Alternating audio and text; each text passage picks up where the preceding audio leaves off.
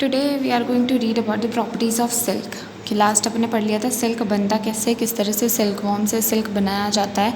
And now today we will read properties of silk. इसकी क्या क्या खास बातें हैं। सिल्क एब्जॉर्ब्स मॉइस्चर, ये मॉइस्चर को सोख लेता है, नमी को।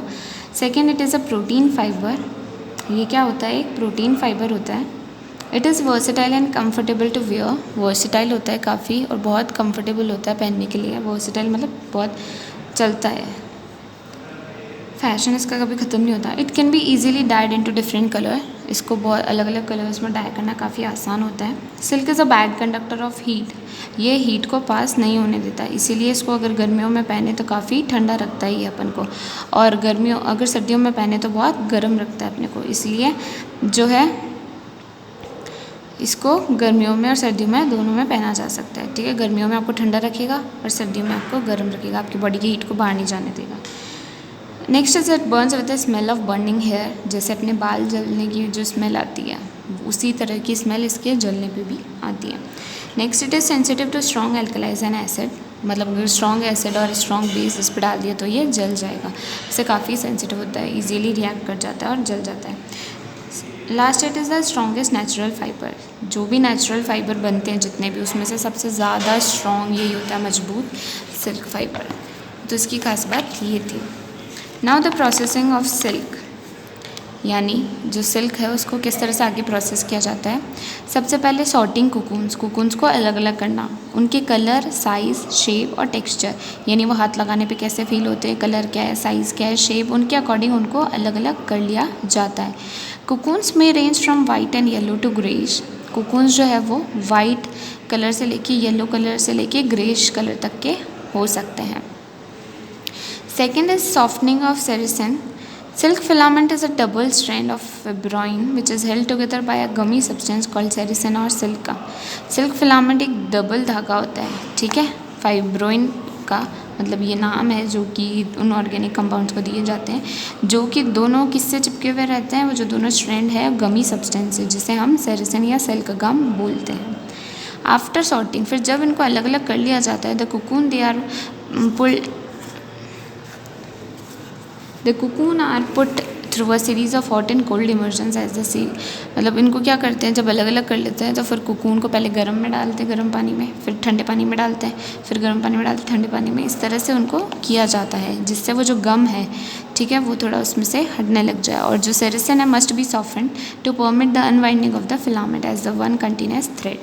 तो वो पूरा थ्रेड आपस में चिपका हुआ रहता है, तो उसको सिंगल थ्रेड में बदलने के लिए क्या किया जाता है, उस पर से ये गम हटाने के लिए उसको हॉट एंड कोल्ड इमर्जन्स में डाला जाता है। ठीक है,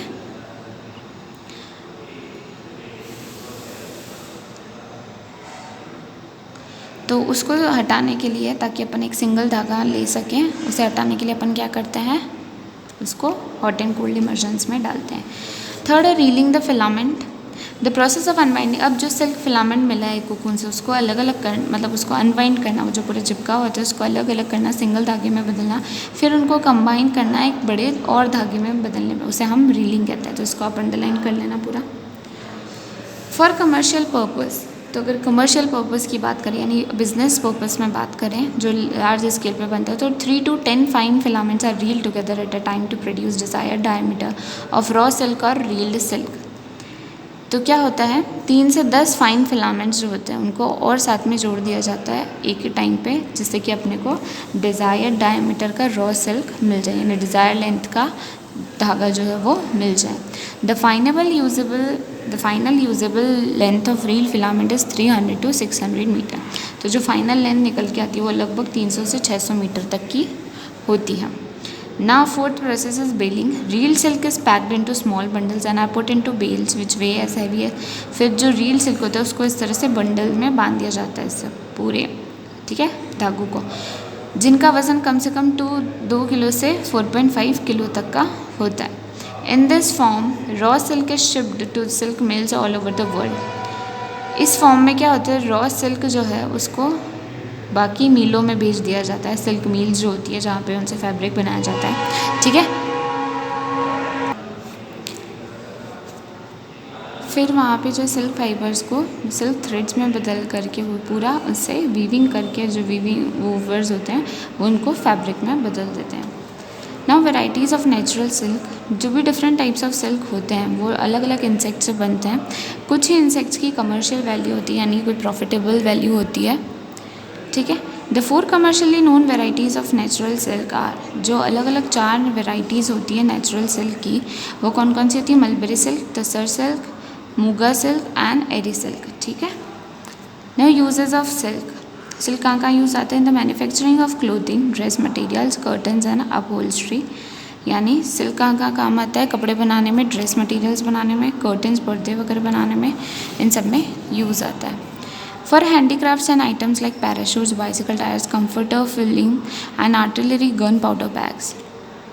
और कहाँ काम आता है? पैराशूट्स वगैरह बनाने में, बाइसिकल टायर्स और गन पाउडर बैग्स, जो इसमें गन पाउडर स्टोर होता है। Through a special manufacturing process it is made suitable for use in medical fields for wounds and burns. इसके अलावा एक अलग प्रोसेस के थ्रू इसको जो है मेडिकल फील्ड्स के लिए प्रिपेयर मेड सुटेबल बनाया जाता है फॉर वाउंड्स एंड बर्न्स।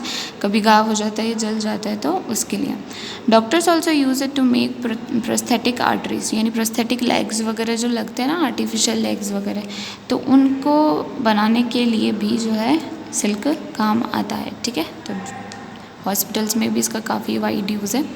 तो ये तो आपका चैप्टर जो है कंप्लीट हो गया, चैप्टर नंबर 3। आपको इसके क्वेश्चन आंसर जो है भेज दिए जाएंगे, आप कॉपी में कर लेना। MCQ and match the following आपको बुक में ही करने हैं, मेक श्योर, एंड बाकी true false fill in the blanks और short and long question answer वो आपको नोटबुक में करने हैं, जो आपको भेज दिए जाएंगे, ठीक है। Thank you.